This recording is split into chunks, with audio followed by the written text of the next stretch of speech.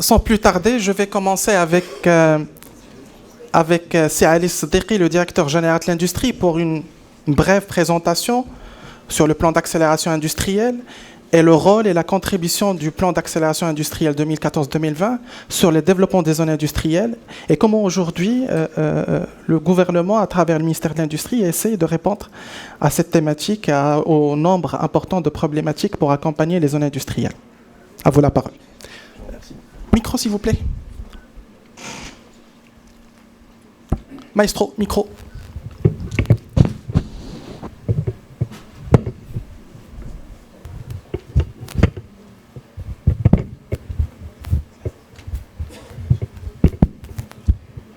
Merci, merci Hicham pour l'introduction.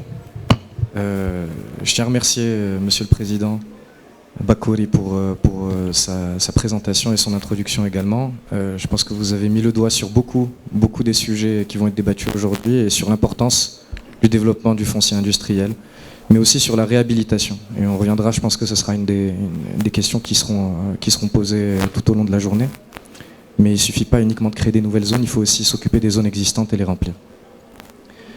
Dans la conception du plan d'accélération industrielle, qui a été présenté devant Sa Majesté, que Dieu l'assiste, on a identifié le foncier comme étant l'un des verrous au développement industriel du pays. Donc, il fallait qu'on puisse mettre à disposition des investisseurs, des industriels, un foncier à coût compétitif qui réponde aux normes internationales, à la fois pour l'investissement étranger, mais aussi pour l'investissement et le capital marocain.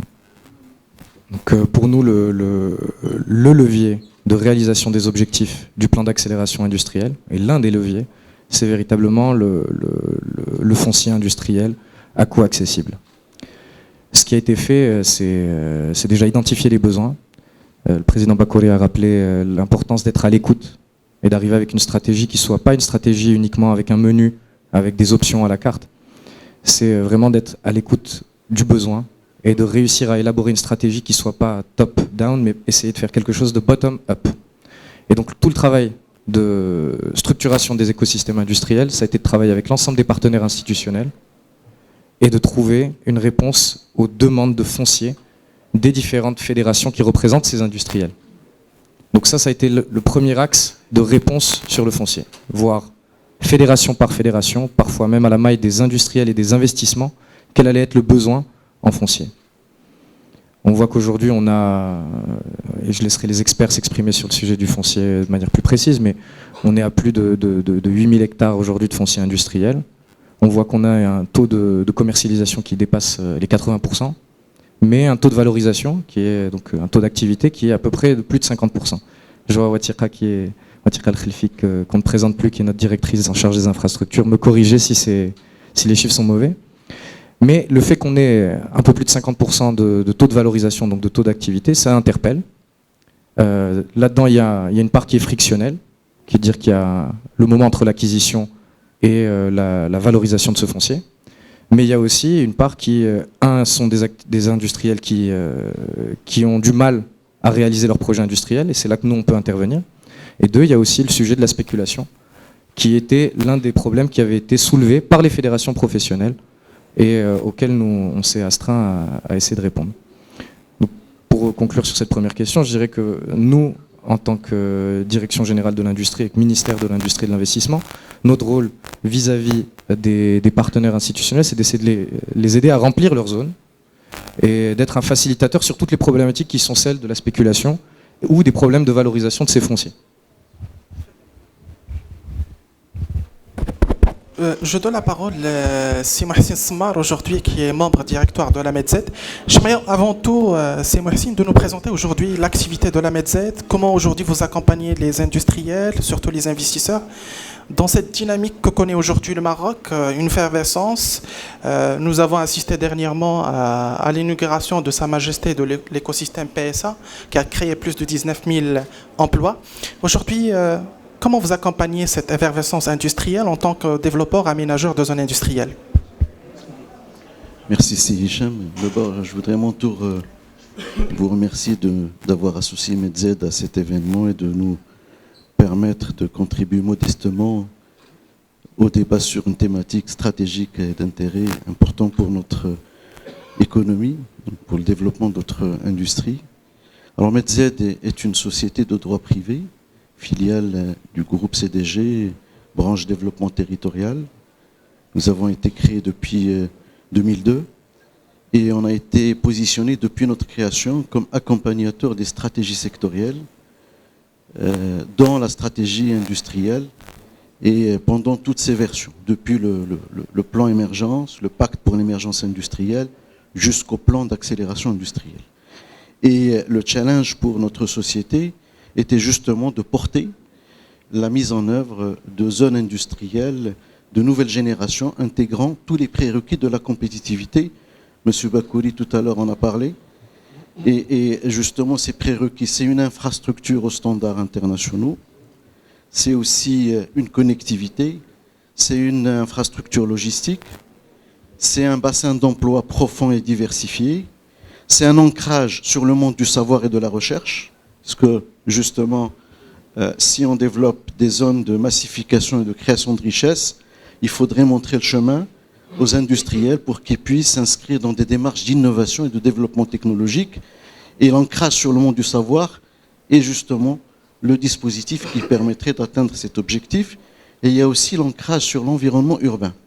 Les zones doivent être conçues dans une logique globale d'aménagement du territoire et permettre à tout industriel, quand il a décidé et il a réuni tous les fondamentaux de rentabilité de son business, il a besoin de savoir s'il aura un cadre de vie agréable.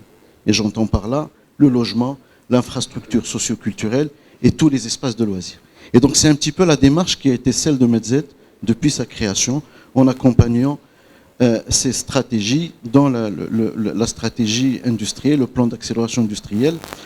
Et certains principes sur lesquels je souhaiterais insister, M. Bakouri en a parlé tout à l'heure, pour justement mettre en place une offre en phase avec les attentes des investisseurs. Alors le premier principe, c'est le cap, c'est la vision globale. Quand on fait des zones de manière déconnectée d'une stratégie, on va droit au mur. C'est des zones qui seront vouées à la spéculation, où rien ne se passera. On aura certainement beaucoup d'attributions, mais très peu de valorisation. Par contre, quand on a une zone qui est conçue dans un cadre d'une vision, d'ambition et d'un cap vers lequel nous voulons aller, là, ça prend. Et c'est le cas de la stratégie industrielle où le pacte pour l'émergence industrielle avait mis en place ce qu'on appelle les plateformes industrielles intégrées. Et donc là, parmi les axes fondamentaux de la stratégie, si on voulait faire de certains secteurs qui avaient un fort potentiel de croissance et de les ériger en véritables moteurs métiers mondiaux du Maroc, il fallait impérativement mettre en place des plateformes industrielles qui réunissent tous les prérequis de la compétitivité. Donc ça, c'est le premier principe fondamental. Et c'est donc par rapport à ces feux de route que nous avons travaillé. La même chose pour le plan Maroc vert et toutes les autres stratégies. Alors le deuxième principe, c'est l'écoute du marché. Une écoute active, agissante et anticipative. Il faut en permanence écouter le marché et ne pas faire des zones pour les faire. Il faut les faire. Et aujourd'hui, ce que nous recommandons avec le recul que nous avons, c'est de faire des zones à taille humaine. Essayer de faire du sur-mesure et de suivre la demande et arrimer l'offre en permanence à ce marché. Troisième principe, c'est l'offre. Adopter une offre avec une géométrie variable. Parce que les demandes des industriels varient et il faut que les process qui régissent ces modifications puissent et s'y prêtent à ce que les aménageurs développeurs puissent, disons, ajuster en permanence leur offre. Le quatrième principe, c'est par rapport à l'aménageur. L'aménageur doit cerner tous les maillons de la chaîne de valeur, depuis la conception, en passant par le foncier, l'aménagement, la commercialisation, jusqu'à la gestion. Beaucoup d'aménageurs considéraient que leur travail s'arrêtait une fois que l'aménagement est terminé. Eh bien, le travail commence une fois que la zone est aménagée en termes d'animation, d'équipement et de gestion. Voilà, de manière générale, qui nous sommes et qu'est-ce que nous faisons et quel est notre business model. Très bien. Merci. Merci Sismar. Je poserai la même question à Simon El Blihia, le directeur général des parcs des zones industrielles chez la Chambre de commerce française. En même temps, le président du COSIN, on en parlait davantage sur l'émission de l'association. La même question aujourd'hui pour accompagner la dynamique que connaît aujourd'hui le Maroc sur plusieurs secteurs industriels, notamment l'aéronautique, l'automobile, l'agro-industrie, etc. Quelle est aujourd'hui la conception en tant que directeur général des zones industrielles, vous gérez plus de 8 zones industrielles en grosso modo. Quel est aujourd'hui votre accompagnement à cette dynamique, Simonière? Merci, c'est Hicham. Alors, tout d'abord, la Chambre française, c'est une entité qui vise à faciliter les échanges entre les acteurs économiques marocains et français.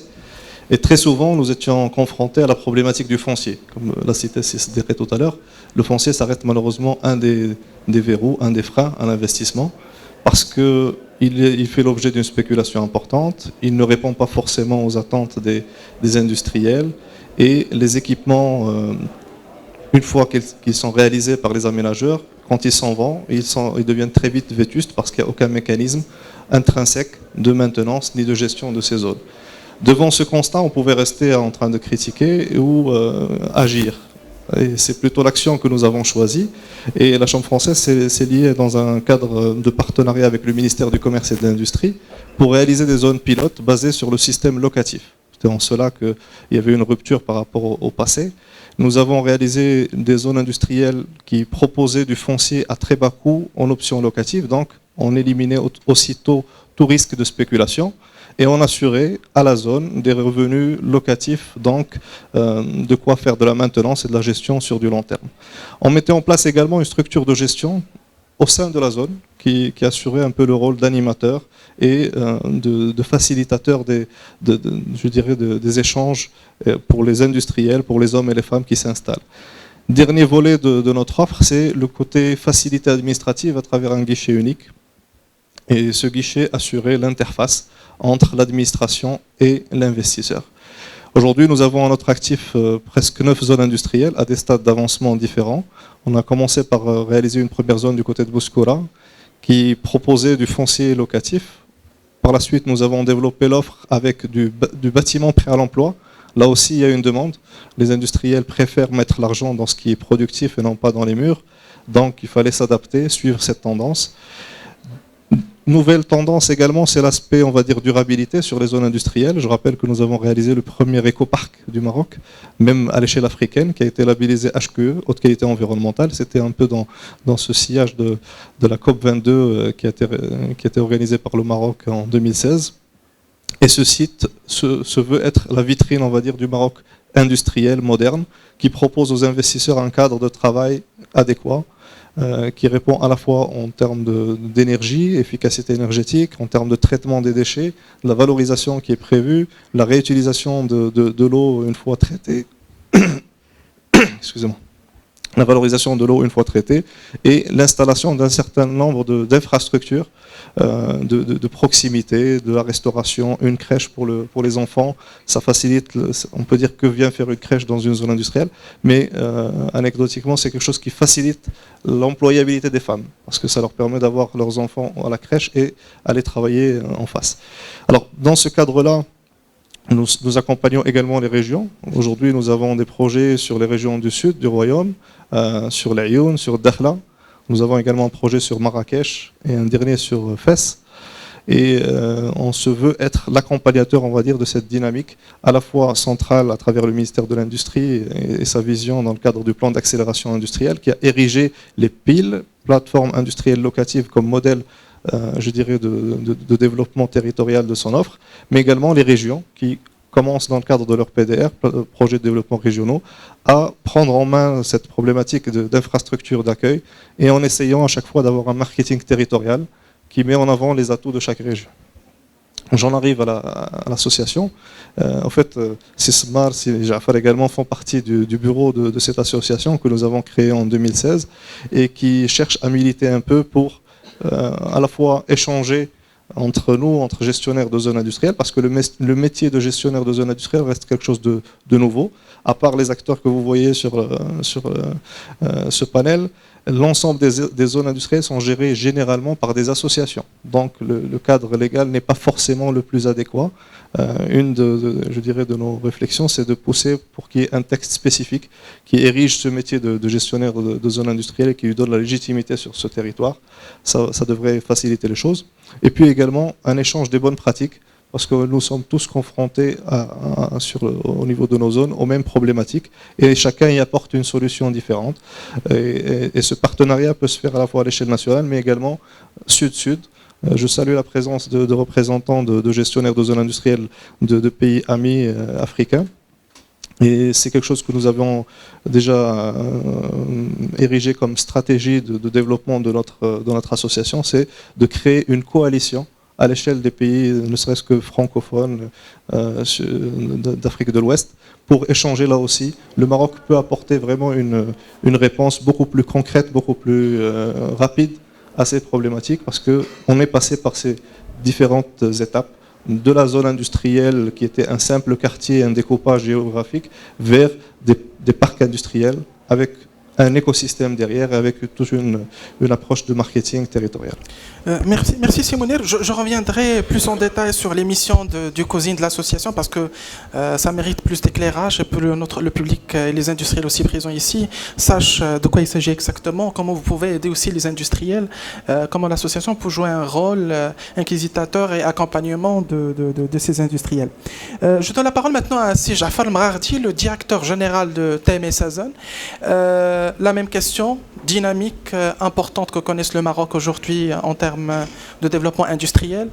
Les zones industrielles que vous gérez aujourd'hui, Si Jafar, ils connaissent une dynamique aussi réelle. Comment aujourd'hui vous accompagnez cette exigence d'industriels qui viennent de l'international, des multinationales importantes, qui ont un niveau d'exigence très très très haut. Comment aujourd'hui vous répondez concrètement à ce besoin? Merci Hicham, merci pour l'invitation du groupe Tangemed à ce forum. Je voudrais rapidement rappeler, si vous le permettez, déjà la configuration du projet Tangemed et le rôle que jouent les zones industrielles dans ce complexe. Il est très important de souligner que ce modèle est un peu particulier. Il a été lancé en 2003, donc dans une logique qui considère l'industrie comme faisant partie d'un environnement ou dans un contexte économique spécifique qui a besoin en fait de conditions et de préalables pour se développer. Et donc le projet Tangemed est venu quelque part comme une réponse aux enjeux du Maroc moderne qui cherche à se positionner sur la carte mondiale et exister en tant que destination d'investissement industriel. Sa Majesté, lors du speech de 2003, et c'est quelque chose que nous avons bien retenu à Tangemed, et je pense que Monsieur le Président Bakouri, qui était aussi au démarrage de ce projet dès 2002, s'en souvient très bien. Dans le brief du projet, il y avait non seulement l'objectif d'avoir une infrastructure de rang mondial, ce que vous avez, j'espère, tous pu suivre la semaine dernière avec l'inauguration du port Tangemed 2, qui devient la première capacité portuaire en Méditerranée, qui est déjà le premier port africain, devant le port de Port Saïd sur le canal de Suez, devant le port de Durban en Afrique du Sud. L'idée, depuis le démarrage, c'était d'avoir effectivement un port à dimension continentale ou internationale, mais surtout de le plugger, de l'arrimer et d'arrimer l'arrière-pays à cette infrastructure. Et donc, dans le speech de Sa Majesté, pour y revenir, il y avait déjà la mention, donc, non seulement d'un port à standards internationaux, mais d'un ensemble de zones industrielles qui devaient bénéficier de cette infrastructure. Et donc, dans la loi de création de l'agence, il est précisé que l'un des objectifs de ce groupe, c'est de développer 5000 hectares de zones industrielles dans l'environnement immédiat du port, c'est-à-dire sur une zone d'activité spéciale de l'ordre de 50 km en termes de rayon, et 3000 hectares de zones industrielles en dehors de cette zone. Donc c'est un projet intégré, c'est important de le garder en tête. L'infrastructure est un préalable à l'industrialisation. Pourquoi? Parce que nos investisseurs internationaux, et Monsieur le Président de la région a bien situé le débat, et c'est encore plus visible à Tangemed parce que nous avons quand même une prédominance du modèle de zone franche par rapport aux zones industrielles, nous sommes dans un marché mondial où il y a une concurrence très importante sur les investissements industriels. Sur les années 2000, comme vous le savez, l'Asie a été le principal réceptacle des investisseurs industriels européens. L'Asie et l'Europe de l'Est. L'Afrique du Nord et à plus forte raison le Maroc effectivement, le Maroc est leader dans l'attraction des investissements, mais on reste quand même distancé de manière significative par nos concurrents d'Europe de l'Est et d'Asie. L'arrivée de cette infrastructure de Tangemed nous a permis d'exister sur la carte mondiale de l'attractivité industrielle parce que nous proposons aujourd'hui une connectivité qui est pas facile à avoir dans d'autres régions. Le port est connecté à 186 ports et 77 pays sur une fréquence hebdomadaire. Et le Maroc, grâce à ce port et au coût logistique qu'il permet, étant donné sa position, étant donné la modernité des infrastructures et la productivité de cette infra, nous classe 17e mondiaux en termes de connectivité maritime. C'est un indicateur très fort et c'est un facteur de compétitivité très important pour l'économie marocaine et pour les industriels qui s'y installent. Il faut comprendre que 17e, c'est un classement qui nous situe entre l'Italie et le Japon. On ne le fait pas souvent, on ne voit pas souvent le Maroc classé entre ces deux économies mondiales. Donc c'est un atout, et cet atout a commencé à être, entre guillemets, monétisé ou leveragé ou utilisé avec un impact significatif grâce aux zones industrielles. L'historique, c'est Tanger-Free-Zone, qui a été lancé en 99 et qui a été réintégré à la grande plateforme industrielle signée devant Sa Majesté en 2009, mais aussi d'autres zones industrielles comme Renault Tangemed, c'est un site qui est géré par Tangemed, ou encore Tanger Automotive City, qui est en pleine croissance et qui est en train de lancer une nouvelle tranche, ou la zone de Tétouan Park, ou Tétouan Shore, en fait, l'ensemble des zones industrielles, Medhub, qui sont autour du port. Donc ces zones-là bénéficient en fait de cette proximité et ont joué un rôle moteur pour donner un rationnel à l'attractivité du Maroc par rapport à des investisseurs qui benchmarkent le Maroc avec la Turquie, avec l'Espagne, avec le Mexique, avec la Pologne, avec les pays d'Asie aussi. Et donc c'était très important de situer le débat dans ce contexte. Ça c'est un premier point. Cette compétitivité internationale, une fois qu'on a retenu que c'est l'un des sujets principaux à adresser, on revient aux autres conditions d'appui à l'installation d'investisseurs. Le foncier n'est pas le seul sujet. Le foncier a toujours été un sujet au Maroc. Bon, de manière théorique, on m'a expliqué que, parce que d'abord, le statut du foncier au Maroc est très complexe et qu'il est la superposition de plusieurs, on va dire, écoles ou cultures issues de notre histoire récente et aussi de la complexité de la société marocaine.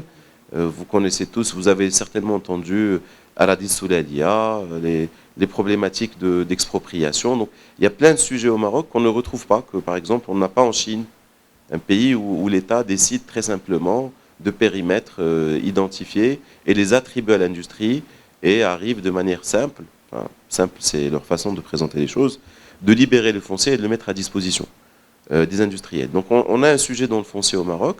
C'est un sujet qui est traité, qui a des solutions, et les solutions qui sont empruntées à date d'aujourd'hui ont permis, quelque part, d'évacuer la technicité de ce problème à travers des agences publiques, à travers les services des domaines privés de l'État, à travers aussi les bras armés de l'État qui sont la CDG, qui travaillent sur des projets avec une vision territoriale assez élargie, ou encore des initiatives telles que celle que vient de citer Simonière entre la Chambre de commerce française et le ministère. Donc, nous avons trouvé une solution, et le Maroc a des solutions pour cela. Maintenant, comment accompagner ce niveau de succès relatif que nous avons aujourd'hui au Maroc avec l'arrivée de nouveaux opérateurs, avec le lancement de l'écosystème Peugeot, avec la consolidation de l'écosystème Renault, avec l'arrivée de nouvelles très intéressantes aussi au niveau de l'aéronautique, c'est très simple. Je pense que la recette qui a marché à date d'aujourd'hui, c'est tout simplement de rester concentré, partenaires publics et privés, sur cette priorité nationale que a bien cité Monsieur le Président de la région, celle de développer l'industrie dans ce pays. Il n'y a aucun modèle de développement dans l'historique contemporaine qui se soit passé de cette phase où l'industrie grimpe en termes de part de PIB de 10, 12, 14%, dépendamment de ce qu'on a aujourd'hui, à 25, 30%, avant de revenir et de laisser la place à des services de valeur ajoutée plus importants. On est dans cette courbe, et cette courbe mérite qu'on milite, comme vous l'avez dit, Monsieur le Président, acteurs privés et acteurs publics, pour en faire une réalité, et pour que demain, le Maroc soit non seulement leader sur ses capacités infrastructurelles, il est déjà leader dans l'industrie automobile, mais qu'il soit leader sur d'autres industries sur lesquelles nous avons des atouts historiques comme le textile ou récents, modernes, comme l'aéronautique, les énergies renouvelables et toutes les autres industries qui sont en plein développement. Donc je pense qu'il est essentiel de bien situer le sujet au niveau de la mobilisation que nous pouvons tous avoir, acteurs privés et publics, pour faire réussir ce modèle d'industrialisation qui passe actuellement au Maroc, principalement par ce levier des zones industrielles. Ça ne veut pas dire qu'il ne peut pas se diversifier, qu'il n'a pas d'autres modèles de développement à tester, mais ce modèle donne déjà aujourd'hui des résultats. Il n'y a qu'à voir, on peut parler du miracle de Kenitra, enfin pour une fois, on ne va pas forcément spécifier sur la région du Nord, qui a déjà un certain niveau de réussite, mais Kenitra, il y a 5 ans, enfin moi, à titre personnel, j'avais visité, il n'y avait quasiment rien. Donc aujourd'hui, non seulement il y a des usines partout, il y a un grand constructeur, mais je vais féliciter mon collègue, M. Smar, puisque j'y étais récemment, il y a aussi des espaces verts. Et il y a des arbres, et c'est planté, et c'est particulièrement esthétique. Donc il y a des motifs d'espoir, il y a des motifs de fierté, certes, mais il y a des motifs d'espoir, et je pense que la clé de succès, ça va être le maintien de la mobilisation de l'État sur ce sujet avec les partenaires privés. Si Jafar, vous avez cité tout à l'heure la thématique et le sujet qui revient à chaque fois. On a essayé aussi d'en parler sur les réseaux sociaux, surtout sur LinkedIn, de parler des sujets qui intéressent surtout les industriels. Et beaucoup de questions reviennent sur la spéculation du foncier.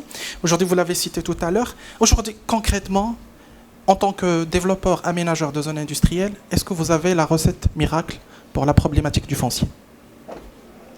Il n'y a pas de recette miracle. Hein. Enfin, c'est peut-être des expressions de journalistes. Moi, j'aurais du mal à vous donner une recette miracle. Dans le fond, le sujet de la spéculation, il a un traitement administratif et technique identifié et déjà opérant. Je parle du groupe Tanger Medzones, je parle aussi, je parle sous ton contrôle, Sismar, sur la partie aussi Medzed, notamment sur les zones d'activité franche. Dans les contrats de cession de terrain, depuis plusieurs années déjà, nous avons une clause de valorisation. Sismar est la bonne personne pour parler de ce sujet parce qu'il était en charge des infrastructures d'accueil. Je pense que Mme Al-Khelfi a repris son poste. Donc en 2001, 2002, 2003, à l'époque on avait fait une étude avec l'opérateur Bein Inouï, donc depuis sur les télécoms dédiés aux zones industrielles. Et on avait fait, enfin moi je me rappelle très bien, j'avais été un peu surpris à l'époque du taux de valorisation dans les zones industrielles qui étaient principalement gérées par des autorités élues, des associations, en tout cas des aménageurs développeurs d'opportunités, on va les appeler, puisque ce n'est pas leur cœur métier. C'est des opérateurs qui ont dû se positionner sur cette activité-là parce qu'il y avait un vide à remplir. Et on avait des taux de valorisation qui étaient, enfin, je pense, entre 15 et 30%, ce qui est très faible. Finalement, les zones industrielles sont devenues des opportunités immobilières et foncières, puisque une zone industrielle, à l'époque, qu'est-ce qu'elle présente? Elle propose principalement un coût du foncier beaucoup plus bas que son environnement. C'est toujours le cas aujourd'hui. Je vais parler de Tanger-Frison. À Tanger-Frison, vous avez des terrains aujourd'hui qui sont en vente à 1200 dirhams, par exemple, hors zone franche. C'est à l'entrée de Tanger. Il y en a très peu, bien sûr. On est en fin de cycle. Mais si vous traversez la route, vous avez des terrains à 5000 dirhams. Donc la tentation est très forte d'acheter un terrain à TFZ et de le garder ou même de le revendre. Il suffit après d'avoir l'accès à l'achat du terrain. Donc pour évacuer ce problème, qui a été bien identifié par l'administration de tutelle, à l'époque déjà, et qui avait donc permis de l'adresser correctement. Nous avons une clause de valorisation dans les contrats. Chaque terrain acheté doit être construit, réceptionné sur un délai maximal de 18 mois. Ça veut dire que vous ne pouvez acheter un terrain industriel que quand vous avez un projet industriel. Si vous n'avez pas de projet industriel, ou si votre projet est en cours d'étude, il n'est pas nécessaire de se précipiter pour faire l'acquisition d'un terrain. Donc, à partir de là, on va avoir des situations, effectivement, où des industriels vont acquérir un terrain. J'ai en tête un industriel, par exemple, japonais, qui est arrivé il y a à peu près 3 ans, à Tangemed, qui a acheté un terrain qui s'appelle Takata, donc, qui fait des airbags. Je pense que certains le connaissent, qui a donc eu un problème quasiment de déclaration de faillite aux États-Unis, donc il ne pouvait plus développer son projet au Maroc. Si on était dans une autre circonstance, il aurait pu garder ce terrain ou faire la revente du terrain. Étant donné cette clause de valorisation, il a été amené à restituer le terrain. Et quand l'opérateur refuse de restituer le terrain, espérant peut-être avoir la possibilité de spéculer, moi je peux vous donner un exemple très concret. À Tangemed, l'année dernière, on était en litige avec, je pense, une dizaine d'acquéreurs, et on a récupéré 8 terrains sur 10, et les 2 autres, on va les récupérer cette année. Donc il y a déjà une jurisprudence, il y a un existant sur lequel on capitalise et qui est issu de l'expérience qu'ont eu nos autres partenaires dans le métier. Ali Siddiqui, votre point de vue là-dessus, une recette pour arrêter la spéculation foncière qui touche concrètement au développement de l'industrie marocaine et d'une manière directe l'économie marocaine. Quelle est aujourd'hui la vision, la stratégie de l'État, surtout au niveau du ministère de l'Industrie, pour remédier à cette problématique concrètement? Une recette, je ne sais pas, mais en tout cas des outils. On a ce qu'a dit Jafar, effectivement, c'est le premier point. Et c'est la coordination. Et voir qu'on a un alignement des visions. C'est-à-dire quand on parle d'avoir la possibilité de récupérer du foncier quand on a le droit de le récupérer, ça peut paraître évident, mais c'est beaucoup plus complexe dans certains pays qu'en Chine, par exemple. Donc déjà, le fait d'avoir un État qui est mobilisé pour ce sujet et d'avoir une vision partagée, un alignement de l'ensemble des parties prenantes, c'est déjà le premier outil. Deuxième, c'est celui qu'on a déjà mentionné, qui est celui d'avoir la possibilité d'avoir du foncier locatif.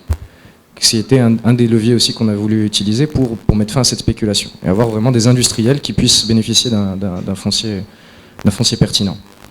Aujourd'hui, je pense qu'on doit être à peu près autour de 200 hectares de foncier industriel locatif pur, et sans compter les options qui sont mises à disposition des acteurs au sein des P2I, de passer par la foncière et de louer le terrain. Donc, voilà, moi je dis qu'aujourd'hui on a des outils. Je pense qu'il y a des outils qui sont des outils juridiques classiques. Avant, il y avait peut-être plus de difficultés à faire valoir force au contrat juridique, mais c'est plus le cas. Et on a vécu des situations sur des apurements de foncier. Il n'y a pas très longtemps, une semaine avec Sismar, on a pu apurer un foncier pour une extension de la zone de Mid-Park. Et je remercie les équipes de monsieur le gouverneur de la zone de Noissal, parce que c'est grâce à eux qu'on a pu apurer tout ce foncier et mettre fin à des activités de squat, à ce genre de choses. Et ça, on le peut parce que précisément, l'ensemble des parties prenantes institutionnelles partagent la même vision et l'urgence de pouvoir mettre à disposition du foncier pour les industriels. Je veux juste revenir sur l'impact, et tout à l'heure on parlait de la compétitivité. Je tiens aussi à féliciter Sismar pour l'exploit qu'est la zone Atlantic Free Zone. C'était un terrain vague qui aujourd'hui c'est une véritable zone industrielle avec des espaces verts, mais c'est là qu'on voit en fait l'alignement de la vision. Le travail colossal qui a été mis en œuvre, c'est avant tout un travail de collaboration. Ce que vous disiez, Monsieur le Président, en introduction, c'est essentiel. C'est parce que toutes les forces vives ont été alignées qu'on a réussi l'exploit de Kenitra. Et je tiens à l'en féliciter. Et ça, aux standards internationaux, quand on regarde, et ça c'est encore une fois le témoignage des acteurs, on a eu l'inauguration de Dicastal, qui est un acteur chinois et un leader mondial des jantes aluminium, qui nous dit « On ne m'a jamais construit un site de cette qualité en un temps aussi court ». Et monsieur le ministre... C'est combien? 8 mois? 8 mois. 8 mois.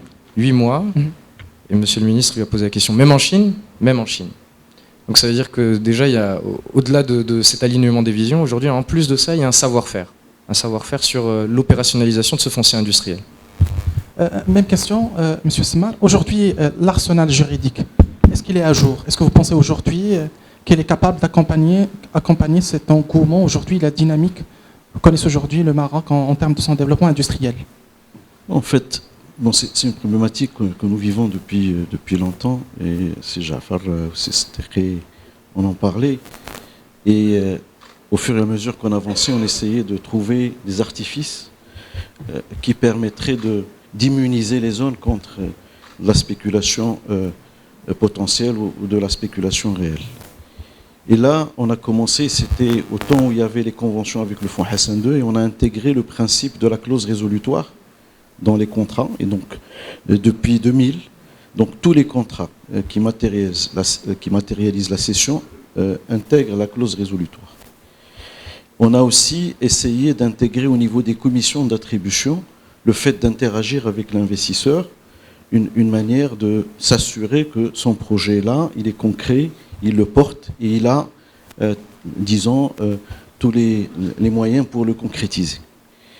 Et bien sûr, au fur et à mesure, on essayait d'améliorer le process, mais la spéculation restait fatale. Et on a pas mal, et les chiffres qui ont été cités, un taux d'attribution de 90% versus moins de 40% de taux de valorisation. Et donc tout le différentiel, c'était de la spéculation pure et dure. Et donc aujourd'hui, par rapport au dispositif qui permettrait de mettre un terme, nous espérons, il y a un projet de loi sur lequel nous travaillons avec l'État. Ce projet de loi permettrait justement d'acter le retrait des terrains sans forcément passer par le tribunal. Parce que c'est ça en fait le challenge et la difficulté. Par le moyen d'arbitrage notamment? Les conservateurs, avec cette clause, on a eu quelques cas. On a un cas à Gadir où le conservateur a pris sur lui, il a radié l'inscription de la propriété des livrets de la conservation foncière et on a récupéré le terrain. Mais ce n'est pas le cas de tous les conservateurs. Et donc c'est parce que le conservateur, il a une responsabilité pénale et personnelle. Et donc c'est au cas par cas. Et donc l'idée serait de mettre en place un cadre juridique qui permettrait d'harmoniser la mise en œuvre de la reprise des terrains pour pouvoir les récupérer. Et il y en a beaucoup, certainement sur Casablanca, c'est Bakouri, on a parlé, que ce soit sous forme de terrain nu ou de bâtiments désaffectés, et c'est dommage, c'est un potentiel énorme. Et il y a sur Casa, il y a sur Rabat, il y a dans beaucoup de zones industrielles aujourd'hui où on a ce potentiel de récupérer des friches et d'en faire de véritables espaces de création de richesses et d'emplois. Et donc ce projet de loi, et bien sûr ce projet de loi, et on en a discuté avec le ministère et avec le fonds MCC et tous les acteurs autour de ce chantier structurant pour l'avenir des zones industrielles au Maroc. Il y a des principes. Par exemple, le principe du droit certain. Une zone, elle n'a pas l'utilité publique, mais elle devrait avoir l'utilité d'intérêt certain pour le développement. Et donc ça, c'est une dimension que ce texte devrait intégrer de manière à ce qu'on peut actionner la reprise du terrain parce qu'en le laissant, on prive de la création d'emplois et de richesses le pays. Donc il y a ça. Il y a le droit de préemption. Un aménageur-développeur, quand quelqu'un souhaite actionner et faire de la spéculation, que cet aménageur puisse avoir le droit de préemption et récupérer le terrain.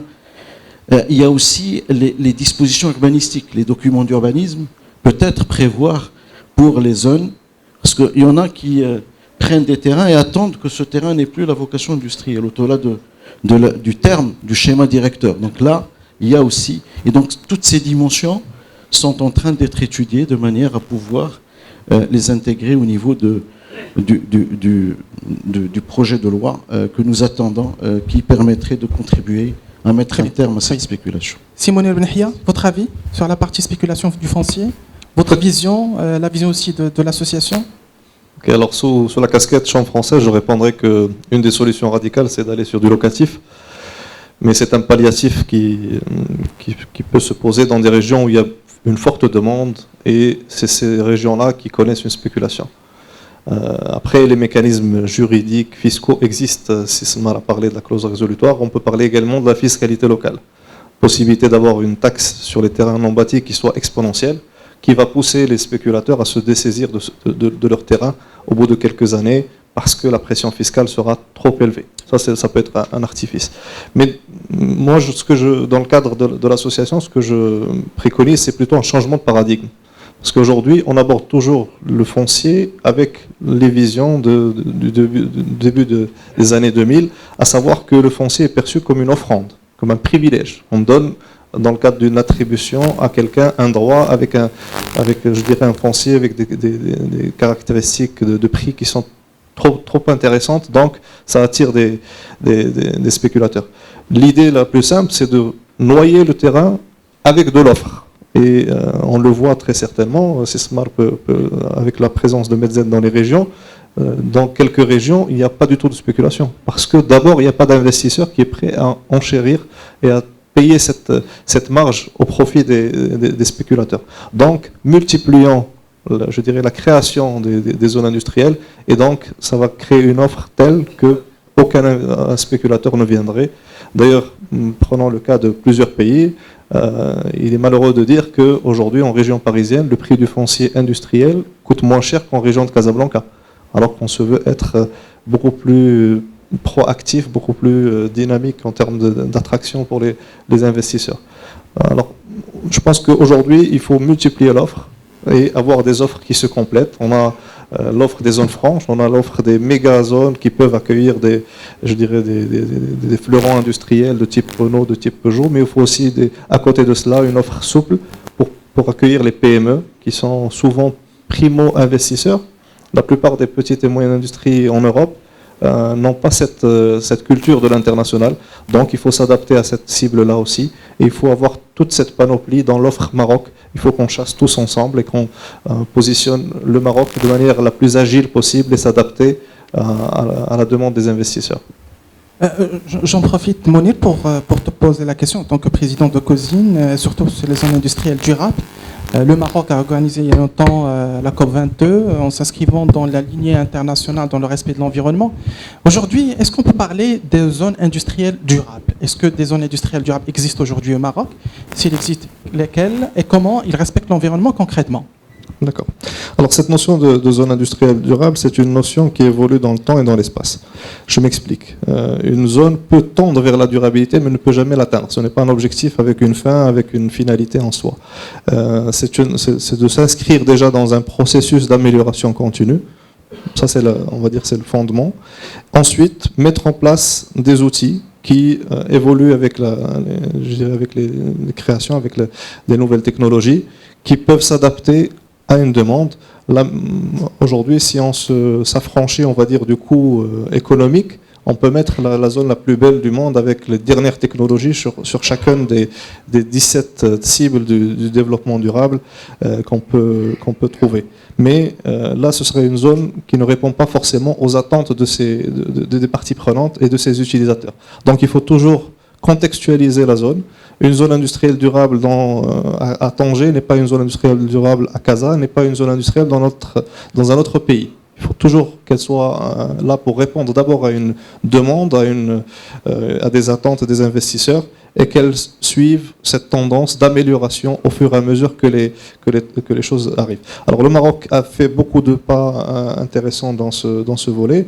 Nous avons aujourd'hui un guide qui s'appelle le guide de transition vers les zones industrielles durables. Il est téléchargeable sur le site du secrétariat d'État du développement durable.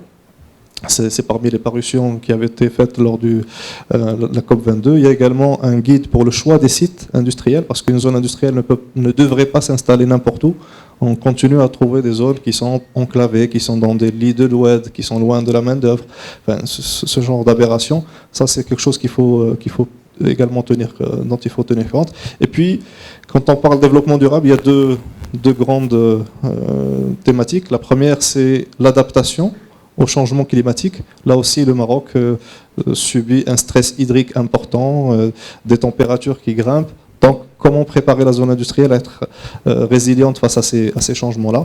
Et de l'autre côté, il y a le côté atténuation de nos impacts. Et là, on peut agir sur des thématiques comme les émissions de CO2, la valorisation de déchets, la réutilisation des ressources de manière générale. Très bien. Jafel Mrardi, votre conception en tant que Tangemed Zone, de la zone industrielle durable.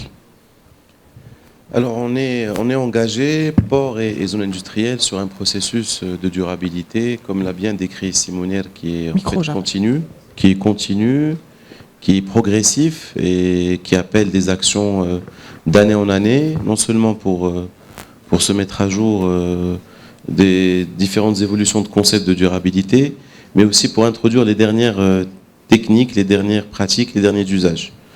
Donc très concrètement, nous, on est un acteur opérationnel, donc on est dans des démarches qui sont plutôt terrain. Ce qu'on a mis en place, et d'ailleurs la participation à ce comité COSIN fait partie de cette prise de conscience, c'est que nous sommes à Tangemed Zones sur les principales zones dont nous disposons, à savoir déjà Tanger Free Zone, TAC et Tetouan Park par exemple, avec des zones qui sont complètement autonomes en termes de traitement des eaux usées et en termes de gestion donc des déchets. Qu'est-ce que ça sous-entend? Ça sous-entend que par exemple sur Tanger Automotive City, qui est la principale zone automobile au Maroc actuellement, 100% de l'eau est recyclée et utilisée pour l'arrosage. Donc c'est un objectif qui avait été fixé il y a à peu près 4-5 ans. Et donc on y est arrivé avec une step organique et un traitement, enfin M. Smar, les connaissent, 3e niveau, bon bref. Donc c'est des résultats qui sont très satisfaisants, très encourageants. On a aussi des stations de traitement, de tri des déchets industriels, notamment à TEPED,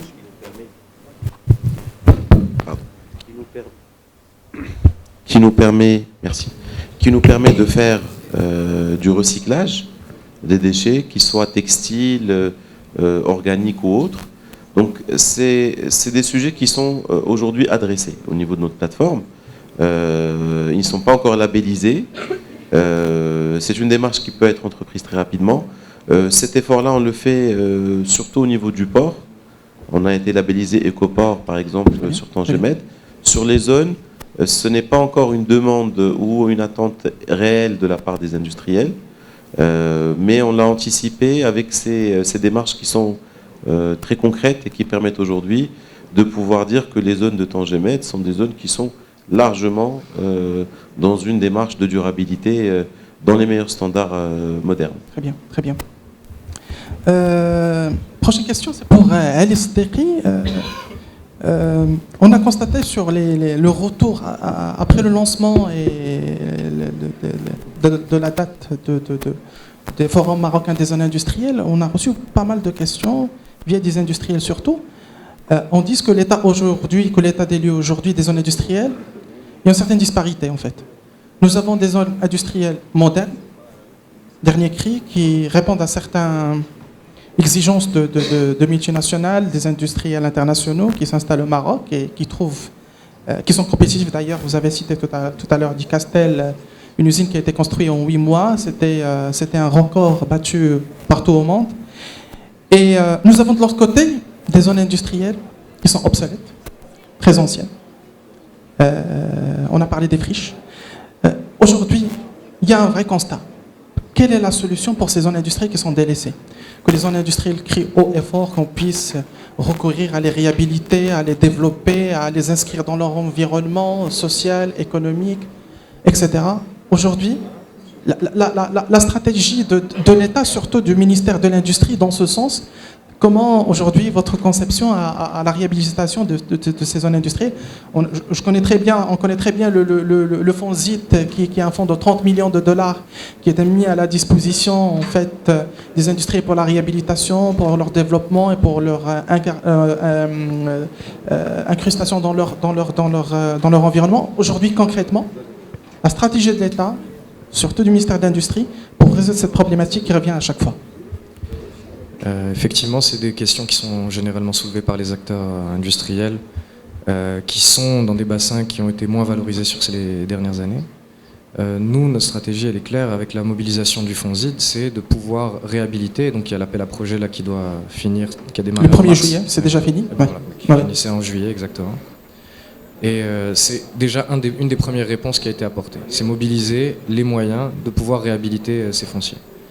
Le fait de développer de nouvelles zones, c'est pas nier l'existence des zones dont on a hérité.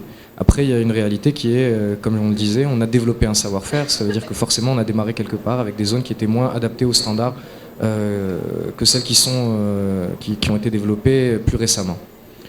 Nous, notre position là-dessus, c'est d'être encore une fois à l'écoute. On est à l'écoute des besoins des acteurs sur ces fonciers-là. Je reviens sur un des points qu'on n'a pas mentionné sur l'option locative, avant de revenir sur le sujet de la réhabilitation.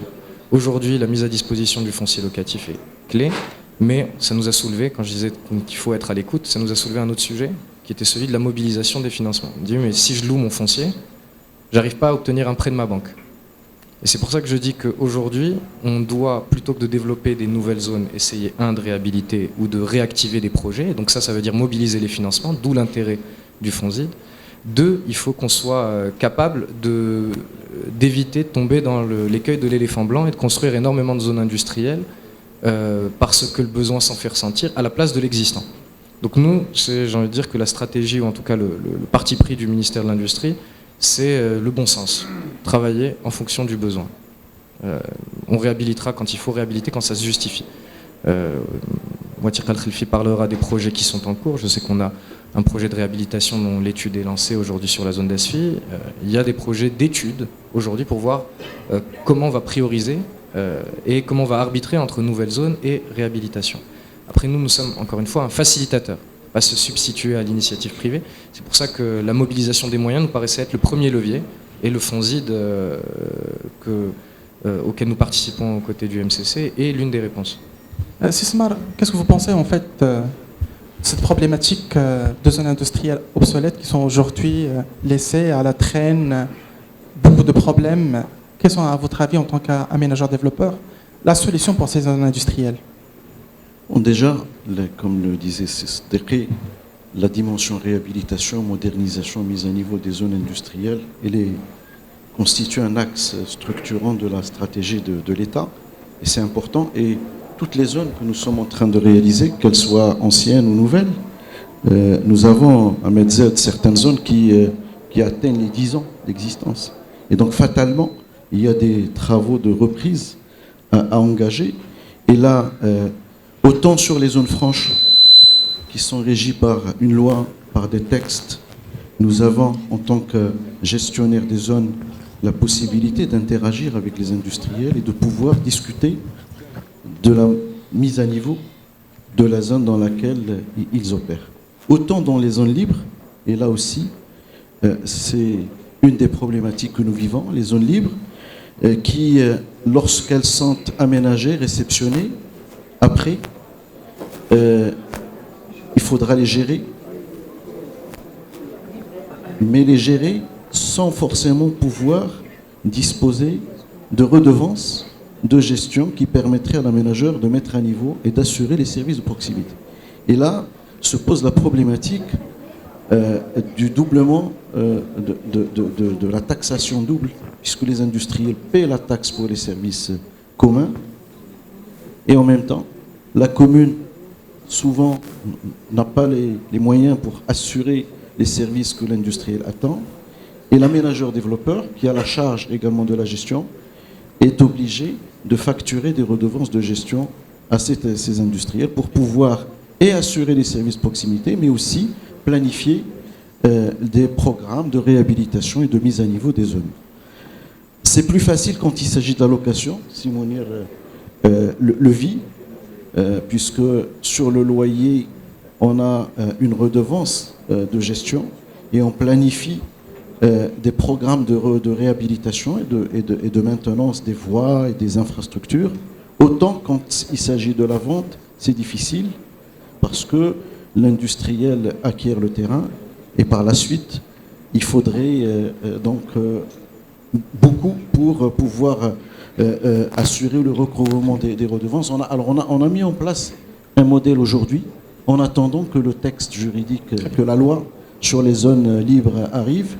On a essayé de fédérer les industriels dans les zones libres en association, et nous chargeons une filiale relevant de Medz Sourcing, pour assurer la gestion et la facturer au nom de l'association.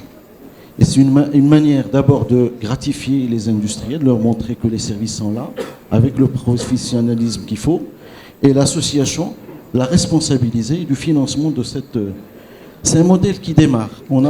Sur Jaffa Sfar, on a créé une association, mais on n'a pas encore facturé, disons, on n'a pas encore perçu de redevances, mais nous continuons à assurer la gestion, puisque nous avons encore des terrains libres et donc qui relèvent de nous. Mais c'est un modèle qui risque de s'essouffler si on n'a pas un cadre juridique qui soit mis en place pour obliger les industriels à payer cette redevance. Très bien. Avant de passer aux questions-réponses avec la salle pour poser toutes les questions pour nos panélistes, je vais poser une question qui va traiter un sujet qui me tient à cœur et un sujet qui tient à cœur à Monsieur le Secrétaire Général, qui est celui qui est l'industrie 4.0. Aujourd'hui, si on vous pose la question, la conception de la zone industrielle du futur. On sait très bien que le Maroc il est ouvert à son environnement international, que la 4e révolution industrielle est déjà là. Comment aujourd'hui le Maroc se prépare pour cette 4e révolution industrielle?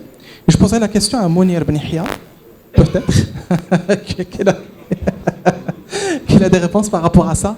Votre conception de la zone industrielle du futur, dans le cadre de l'industrie 4.0, l'arrivée du 5G, etc. Mounir. Alors, je pense qu'on n'en est pas encore là. Il faut pour appeler les choses comme elles sont. Mais rêvons quand même. Non, il n'est pas interdit de rêver, il n'est pas interdit de planifier ce qui va arriver. C'est dans le cadre de la planification. Dans ce cadre-là, toutes les zones que l'ensemble des gestionnaires aménageurs aujourd'hui réalisent sont prévues pour être adaptables. C'est-à-dire que les infrastructures peuvent suivre les besoins futurs qui vont arriver. Aujourd'hui, on ne peut pas concevoir une zone industrielle qui n'est pas connectée à la fibre optique. Ce qui n'était pas le cas il y a quelques années. On continue à réfléchir, je dirais, avec des infrastructures très basiques. C'est des préalables. La notion de gestionnaire et d'animateur de la zone qui est à l'écoute des besoins des industriels et qui y répond avec une formule soit associative, soit de gestionnaire privé, je pense que c'est le meilleur moyen d'être à l'écoute de ces futurs besoins. Il ne faut pas oublier non plus que ce qui arrive risque de chambouler la notion de zone industrielle. Je m'explique. Si vous prenez uniquement l'impression 3D aujourd'hui, c'est quelque chose qui va faire en sorte que la notion d'usine spécialisée va totalement disparaître. Exactement. On peut produire des bouteilles d'eau le matin, l'après-midi c'est des pièces pour de l'automobile l'après-midi parce qu'on est interconnecté et on a une infrastructure différente. Donc tout ça va changer. Il faut rester souple dans les infrastructures, souple également dans le mode de gestion et dans les textes de loi.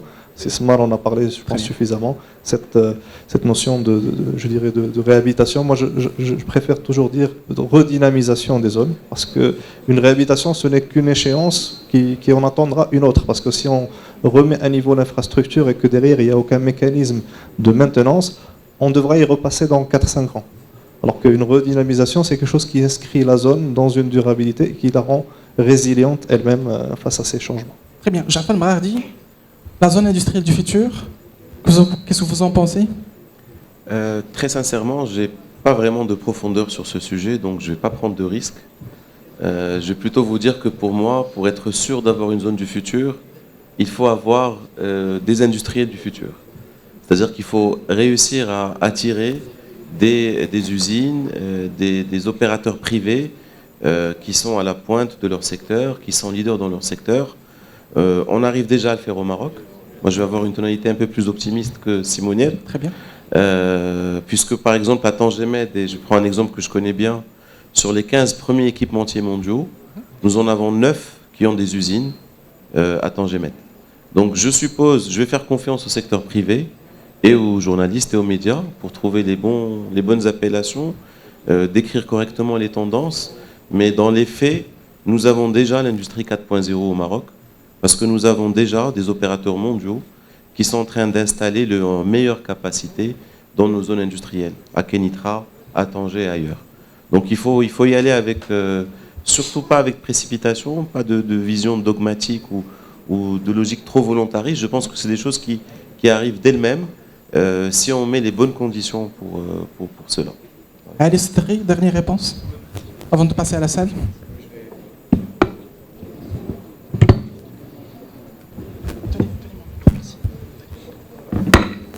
Ouais, je vais rejoindre Jafar sur son enthousiasme. Aujourd'hui, on a d'ores et déjà des acteurs industriels qui mettent en place des technologies 4.0 dans leurs usines. C'est le cas d'une usine à Tanger qui est celle de Daher, qui aujourd'hui est pilotée en temps réel et qui utilise l'outil informatique.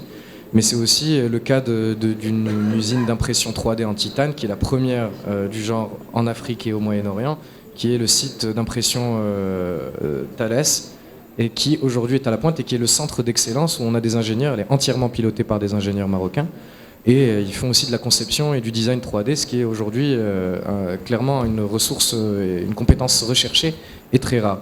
Donc on y est, on a un petit pied, on a un orteil dans le 4.0, mais on s'y prépare. Et peut-être ce qui manque aujourd'hui, et je parle sous le contrôle de mes partenaires qui sont bien plus experts en zone industrielle que moi, ce qui nous manque, c'est la connexion avec l'université et avec les écoles d'ingénieurs sur ces sites-là. Quand on regarde ce que c'est qu'un site 4.0 ou un site du futur, qui est en fait un site du présent, puisqu'il existe déjà, on a des universités, des campus universitaires, des centres de R&D qui sont adossés à des sites de production. Et c'est pour ça que ce que vous avez dit, si Bakouri, en introduction, c'est capital. Vous avez parlé du capital humain et de la formation et de la connexion et de l'alignement, en fait, de la collaboration autour de ça. La production va changer, elle va changer de visage. On va produire, on va imprimer au lieu d'usiner. Et pour imprimer, on n'a pas besoin des mêmes espaces, on n'a pas besoin de la même conception de l'espace industriel. Par contre, on a besoin de matières grises autour de cet espace de production. Et si vous prenez un des plus grands campus de production 4.0 du monde, qui est le centre de Sheffield, ça a démarré par un laboratoire de recherche. Et aujourd'hui, c'est un centre de production pour Boeing, mais aussi pour McLaren, pour tous ceux qui sont à la pointe de leur secteur. Et c'est ce vers quoi nous devons tendre. Donc il faut qu'on puisse, je pense que les zones industrielles, le ministère et les ministères de tutelle doivent travailler ensemble pour pouvoir voir ce projet se réaliser, avoir un campus de recherche autour des grands bassins, des grands bassins de production. Et je tiens à féliciter monsieur le gouverneur parce que c'est une des initiatives sur lesquelles on essaie de travailler ensemble aujourd'hui pour créer ce centre de recherche adossé à un bassin de production industriel. C'est ce qu'il faut créer. Avant d'arriver au site 4.0, il faut créer l'initiative. On passe maintenant à la salle pour accueillir quelques questions d'industriels qui sont présents avec nous. S'il vous plaît, si vous avez des questions, vous vous levez, vous vous présentez votre question brièvement. Merci. À la salle. J'en passe la première. La première question est toujours difficile, mais nous avons... Alors, vous vous présentez. L'ingénieur Bachir Atriahi. Je gère une unité industrielle au niveau de Bnimlel, une unité oléicole, et en même temps j'ai un cabinet conseil dans l'ingénierie. La première question, c'est je vous invite à organiser la deuxième session de ce forum au niveau de la région Bnimlel-Khnifra. Pourquoi? Parce que nous avons des phosphates, nous avons 200 000 hectares irrigués, il y a un potentiel énorme, et d'après ma petite expérience, moi j'ai travaillé avec les gens de l'Espagne, au niveau de Fribga, qui est à 40 minutes d'ici, il y avait des potentialités énormes pour développer 300 hectares de zones industrielles. Et nous avons un accord écrit avec des institutions financières espagnoles, notamment Santander Bank, et nous avons aussi PIMEC au niveau de la Catalogne pour développer cette région. Donc je vous invite à venir voir cette région et développer. C'est une invitation, ce n'est pas une question. Très bien. Alors, je vais une question.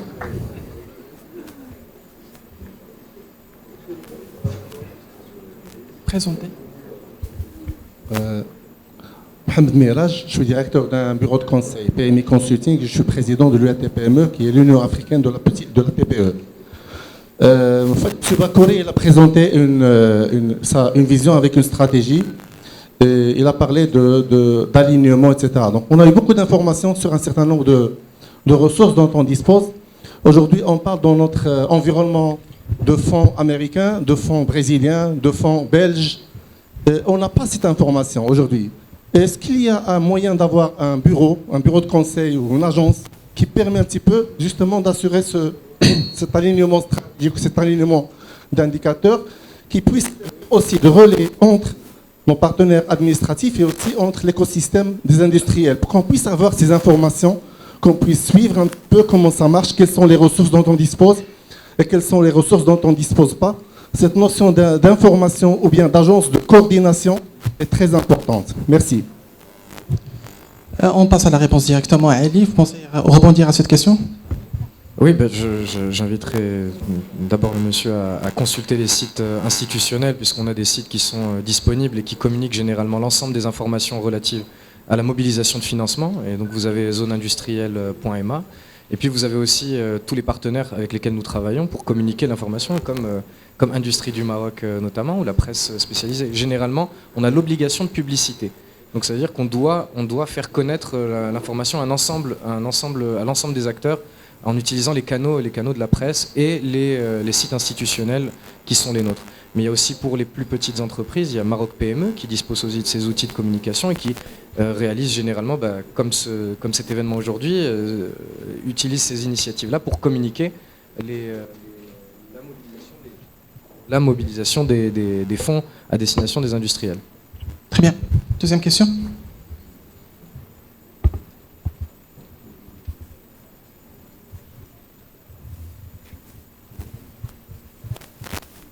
Tenez le mien.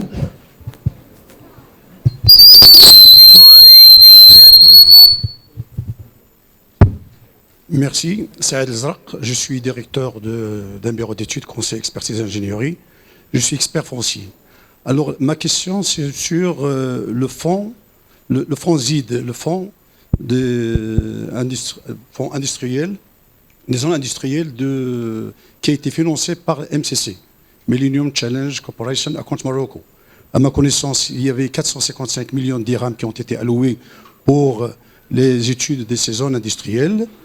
30 millions de dirhams, je crois, 30 millions de dollars alloués pour les zones industrielles. Je voudrais bien savoir un mot, sachant qu'il avait 3 composantes, la gouvernance foncière, les zones industrielles et le foncier rural. Alors pour les zones industrielles, il y avait 4 composantes, l'harmonisation des zones industrielles, la réhabilitation des zones industrielles, l'extension des zones industrielles. Je voudrais bien savoir où est-ce qu'on est au sein du ministère. Merci. Je vous remercie pour cette question. Je vous invite à patienter jusqu'au prochain panel. Vous allez avoir l'experte sur le sujet qui pourra répondre précisément à votre question. C'est Madame Watir Al-Khilfi. Bonjour, Mohamed Barada, architecte. Je suis un peu orienté vers l'industrie durable. Je suis content de voir autant de spécialistes dans l'industrie aujourd'hui. Et moi, je reprends juste le mot de Monsieur le ministre de l'Industrie, c'est l'accélérateur. C'est-à-dire il y a un système accélérateur au niveau de tous les services, je dirais, concernés. Mais moi, je trouve qu'il y a plutôt un ralentisseur au niveau régional. Quand on voit que, dernièrement, j'ai fait autoriser un projet qui a pris 7 mois, juste au niveau de l'autorisation, alors que là, on est en train de le réaliser en 6 mois. Et je suis juste étonné de voir que le lieu du projet industriel, qui est juste en face, il suffit juste de traverser le trottoir pour vous retrouver dans une autre zone où l'autorisation prend entre 2 et 3 semaines. Donc là, c'est exactement le même territoire, la même province, je dirais la même région. Donc là, on se pose un peu la question, est-ce que c'est voulu pour que ces régions marchent mieux?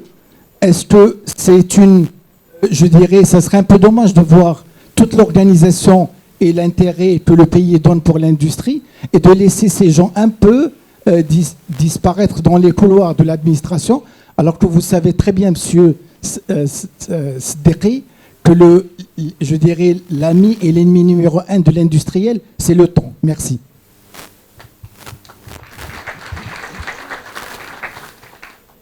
Je ne me prononcerai pas directement sur le cas de figure parce que je n'ai pas les éléments. Tout ce que je peux dire, c'est qu'aujourd'hui, on est soumis aux hautes instructions de régionalisation et d'efficacité. Donc, j'ai envie de dire, on se soigne, on y arrive, et on essaie de gagner en efficacité. C'est le seul message que j'ai à vous passer. Vous pouvez avoir quelque chose qui se passe dans une région, qui se passe différemment dans une autre, mais en tout cas, ce qui est certain, c'est que le volontarisme politique aujourd'hui d'aller plus vite, il est présent. Et notamment, et on est bien conscient du sujet de la rapidité d'exécution, qui est clé pour la production et donc pour le développement industriel. Donc, je vous remercie d'avoir soulevé ce point-là, mais je pense on s'améliore. Notre invité d'abord, puis... s'il vous plaît. Laissez parler le doyen d'âge. Je suis du Mali, je dirige l'agence pour l'aménagement et la... Oui, bonjour à tous, à tout le monde, on m'entend. Je suis Abdoulaye Maïga, le directeur de l'agence d'aménagement des zones industrielles du Mali. J'ai été également expert, coordinateur du programme Millennium Challenge Burkina Faso sur la question de la réforme foncière, sécurisation foncière. J'ai vu que, je voulais d'abord remercier les organisateurs du forum, permettez-moi de le faire, même si c'est la première édition, j'ai vu que c'est très très bien organisé. Et là, surtout la qualité de maîtrise des panélistes. En tout cas, de ce premier panel, je suis très, très, très satisfait. J'ai essayé de filmer tout ce que je pouvais capitaliser. Et je pense qu'on fera un fructueux partenariat. Les experts ont évoqué, notre agence et nos pays ont un partenariat déjà avec le Maroc. Et j'ai vu qu'ils ont soulevé sans tabou les difficultés. Le Maroc est à la pointe de plein de choses, mais il ne s'agit pas d'un satisfecit. Vous avez mis la main sur ce qui ne va pas. Donc c'est ce qui est le plus important pour moi et à capitaliser. Vous avez parlé de la question foncière et tous les autres. J'imagine que tout le reste de la journée sera de cette teneur-là. Je vais réserver ma première question parce que j'ai compris qu'il y a un panel sur spécifiquement la question de la gouvernance du foncier. Et l'experte, on l'attend de pied ferme, je dirais. Par contre, ce que je voulais connaître, c'est à peu près le taux moyen d'occupation des zones industrielles par les entreprises marocaines. Avec ou hors sous-traitance par rapport aux entreprises internationales. Ça m'intéresse parce que j'ai vu que vous êtes très orienté vers l'international, mais est-ce qu'il peut y avoir une petite sorte de difficulté avec les toutes petites entreprises locales qui essayent d'émerger au niveau des tissus, au niveau décentralisé? Merci. Tout d'abord, il faut savoir que toutes les entreprises qui sont sur le territoire national sont des entreprises marocaines. C'est-à-dire que le Maroc... le Maroc ne discrimine pas l'origine du capital. Donc à partir du moment où vous avez une entreprise qui est enregistrée au registre du commerce, c'est une entreprise marocaine et elle est soutenue par les pouvoirs publics comme telle. Maintenant, vous avez soulevé un deuxième point, qui est celui de la connexion entre la grande entreprise ou la grande industrie et la plus petite industrie. Et ça, c'est vraiment le fer de lance aujourd'hui du plan d'accélération industrielle, c'est comment connecter les écosystèmes avec les grandes locomotives internationales, les grandes locomotives qui sont généralement orientées export, et le tissu de PME basé généralement à l'extérieur de ces grandes zones industrielles. Et aujourd'hui, le travail est fait, on a une agence qui est dédiée, on a des mécanismes qui sont en passe d'être repensés pour pouvoir s'adapter et ancrer les entreprises marocaines, les plus petites entreprises marocaines à ce qu'on appelle les métiers mondiaux du Maroc, ce sont l'automobile, l'aéronautique. Donc voilà, aujourd'hui on vient avec des réponses, comme le rappelait Monsieur le Président, qui sont des réponses sur mesure.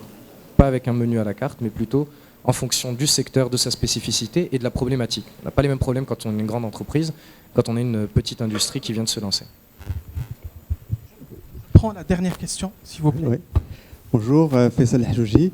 Je suis constructeur d'usines clés en main dans les zones franches particulièrement également. Tout d'abord, je voudrais saluer l'ensemble des intervenants et saluer la politique de développement de l'industrie au Maroc qui a donné de très bons résultats. Vous en avez donné la preuve aujourd'hui. Alors, j'ai eu la chance, l'opportunité de travailler dans différentes zones franches, TFZ dès les années 99, 2000, plus récemment AFZ. D'abord, je dis un peu le contraire de mon ami architecte ici. AFZ est un exemple de permis de construire qu'on obtient très rapidement. Même pas 40 jours, en ayant donné un dossier complet, on obtient le permis de construire. Et c'est vrai, et puis je le dis haut et fort, c'est clair chez eux, c'est net, tu fais les choses conformément au règlement, ça se passe bien. Et ça, il faut vraiment saluer ça, parce que c'est rare au Maroc. C'est très rare au Maroc. Le Nord, j'ai une expérience au Nord, et le fait que vous jouez le rôle de bon entraîneur, de bien classer les métiers, vous avez parlé du foncier, le foncier c'est réglé maintenant, il n'y a plus de spéculation foncière, vous donnez un règlement qui est adapté. Le reproche un petit peu que je ferai de manière constructive, c'est qu'on a vu quelques cas où les aménageurs sont allés un peu plus loin et ont essayé de faire le constructeur. Et là, d'abord, ils n'avaient pas toujours l'expérience. Il y a eu des chantiers qui ont dérapé, en termes de qualité, en termes de délai. Et là, je pense qu'il faudrait savoir s'arrêter à son rôle d'aménageur, des règles claires, présenter l'ensemble des constructeurs nationaux, internationaux. Chacun joue son rôle. Mais quand l'aménageur, parfois, joue au constructeur, évidemment, passer le premier parce qu'il est à la porte d'entrée de l'investisseur étranger. Évidemment, il va le suivre. Mais il y a eu quelques expériences qui n'ont pas été, je dirais, aussi honorables que ce que vous faites aujourd'hui. Et encore une fois, ce que vous avez fait dans le foncier, essayez de le faire aussi dans les autres domaines, de manière à ce qu'on soit réellement compétitif en termes de coût, délai, qualité, et qu'on laisse les meilleurs jouer dans chaque domaine. Voilà, merci. Merci. En votre nom, je remercie les panélistes d'avoir accepté de venir intervenir avec nous sur la thématique de quelle zone industrielle pour un Maroc industriel d'aujourd'hui. Je tiens aussi à remercier Monsieur le Président de la région de Casablanca pour son soutien à cette initiative et aux autres initiatives qu'entreprend aujourd'hui Industrie du Maroc pour la promotion de l'industrie, de l'investissement et de l'innovation. Je tiens aussi à saluer Monsieur le secrétaire d'État, c'est Atmel Ferdaous, de sa présence. Je tiens aussi à saluer Monsieur le gouverneur, c'est Abdallah Chater. Je tiens aussi à saluer Monsieur le président de la Chambre de commerce et de l'industrie de la région de Casablanca. Je tiens aussi à saluer... ça marche pas ? Oui, très bien. Je tiens aussi à remercier aussi le ministère de l'Industrie qui a voulu placer ce forum sous son égide. Aussi notre partenaire régional, la région de Casablanca-Stat, sans oublier notre partenaire officiel, Palmeraie Contracteur et Palmeraie Développement, c'est Mohamed Ben Ouda, d'avoir accepté d'accueillir cette première édition de forum. Merci beaucoup. Merci aussi à notre partenaire Gold, la MEDZ. Et je remercie tous les partenaires qui ont soutenu cette initiative. Sans eux, on n'aurait pas dû voir cette première édition du Forum marocain des zones industrielles.